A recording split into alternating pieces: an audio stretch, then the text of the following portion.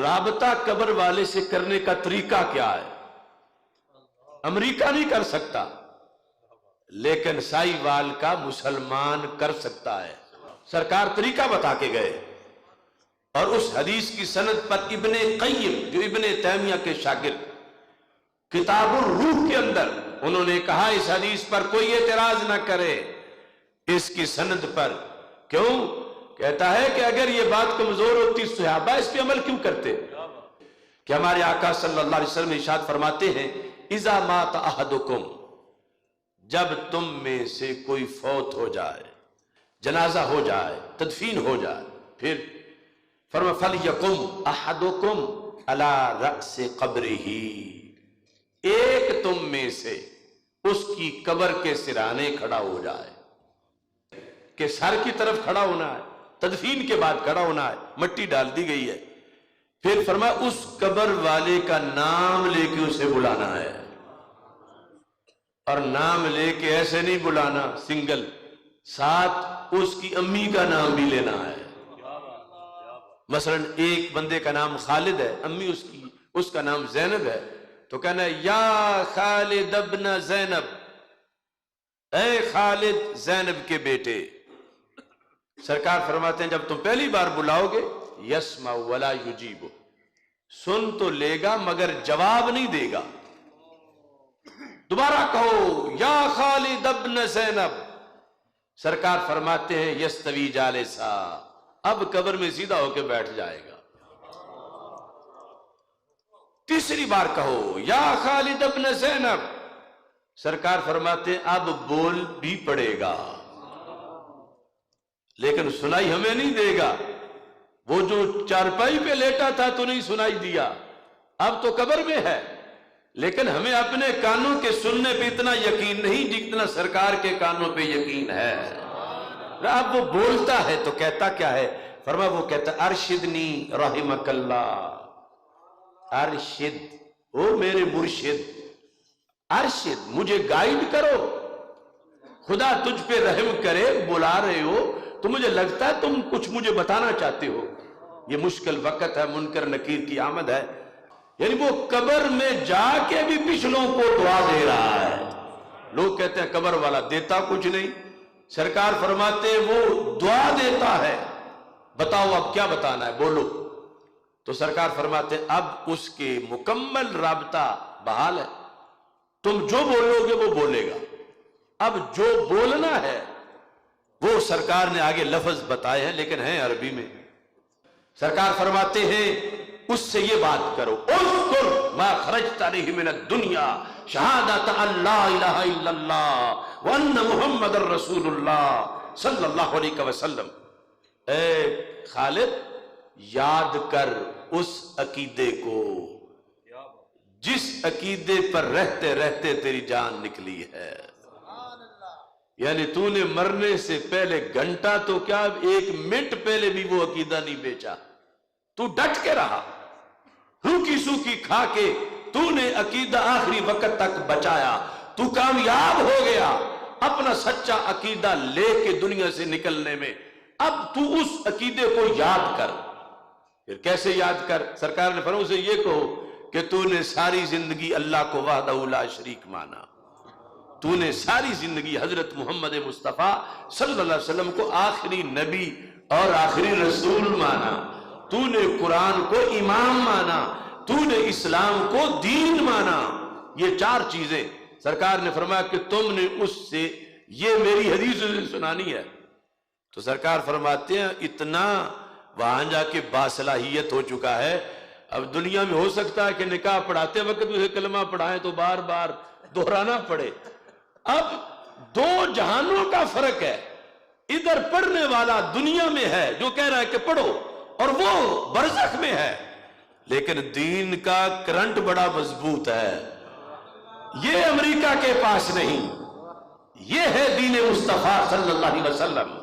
شرط یہ ہے کہ وہ قبر والا بھی مسلمان ہو اور باہر والا بھی مسلمان ہو، اور مسلمان ہونے کے ساتھ پھر یہ بھی ہو کہ قبر والے کو یا سے بلانے کو شرک نہ کہتا ہو۔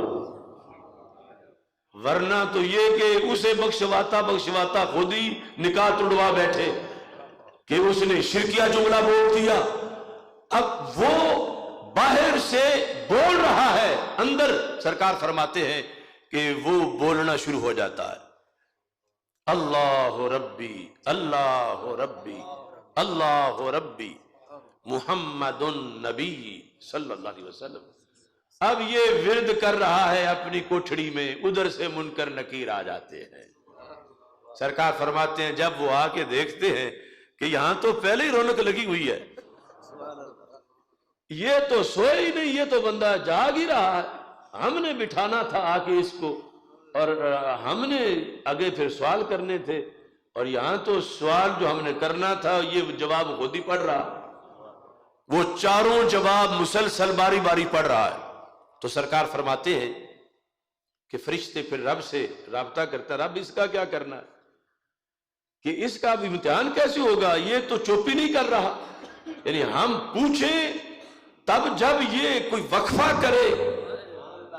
تو سرکار فرماتے ہیں، اللہ فرماتا ہے کہ اس سے پوچھنے کی ضرورت نہیں، بس اس کی قبر میں جنت کا دروازہ کھول دو. اس مقام پر صحابہ نے پھر سوال کیا.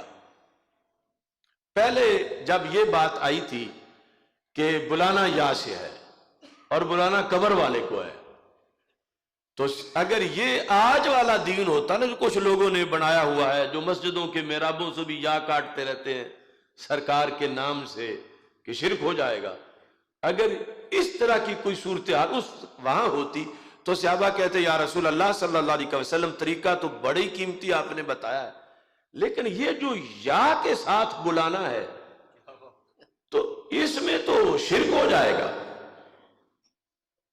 یعنی جن کے دین میں یا رسول اللہ صلی اللہ علیہ وسلم یا غوث کہنے سے نکاح ٹوٹ جاتا ہو، انہیں اگر یہ بات ہوتی تو صحابہ پہلے یہ مسئلہ حل کرواتے کہ ہم کہیں تو صحیح لیکن یا رسول اللہ جو کچھ ہم نے آپ سے پڑھا ہے اس میں تو یہ شرک ہے کہ جو قبر کا ہے بے جان ہے جسے یہ پتھر اور بت کہہ رہے ہیں، ہم اسے آواز دیتے پھرے اے خالد جس کی ہڈیاں ہیں. لیکن صحابہ نے یہ سوال نہیں کیا کیونکہ انہیں سرکار نے یہ والی توحید پڑھائی نہیں تھی کہ یا کہنا ناجائز ہو جاتا ہو. اس نبی کو یا رسول اللہ کہنا اس کا عالم کیا ہوگا جس کی امت میں 15ویں صدی کے رامے کو بھی قبر پہ کھڑے ہو کر یا رحمہ کہہ سکتے ہیں. صحابہ نے یہ نہیں سوال اٹھایا، اگلا اٹھا دیا کہ یا رسول اللہ صلی اللہ علیہ وسلم، یعنی یہ جو آپ نے فرمایا ہے کہ اس کی امی کا نام لینا ہے ساتھ، شرط پوری نہ ہو سکے تو پھر کیا کریں. یعنی سرکار کو کتنا پسند ہے کہ ناغہ نہیں ہونا چاہیے، یہ کام ہونا ضرور چاہیے. وہاں مشکل وقت ہے، منکر نکیر کی آمد ہے، پیچھے سے تم پوچھنے جاؤ، ادھر سے امتحان ہو جائے، جو کچھ ہونا ہے ہو جائے، تو مجھے یہ منظور نہیں. اسی وقت تم نے بات کرنی ہے. تو پھر حل کیا ہے؟ فَيَنْسُبُهُ إِلَىٰ أُمِّهِ حَوَّا. نام امی کا ہی لینا ہے، چھوٹی کا نہیں آتا تو بڑی امی کا لے لیں. اسے حوا کا بیٹا کہہ کے پکارو، اے خالد حوا کے بیٹے. سرکار فرماتے ہیں پھر بھی جاگ جائے گا.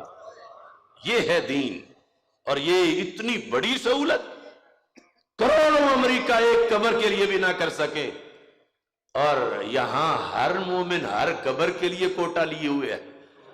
سرکار کی سنت کو اگر سامنے رکھے، شرائط پائی جائیں کہ اگلا قابل دعا ہو کہ اس کے لیے دعا کرنا جائز ہو، تو یہ کتنا، یعنی یہ اولین ہی سال ثواب ہے. اور افسوس سے آج متروک ہے، حالانکہ اس پہ کون سی مشقت ہے، صرف چند لفظ ہی ہے. ہاں مشکل بڑا ہے، کیونکہ اگر عقیدہ اجازت نہ دے تو پھر کیسے کوئی کرے. لیکن ہمارے لیے کوئی مشکل نہیں ہے، ہمارے عقیدے کے لحاظ سے تو یہ دعا یاد کرنی چاہیے.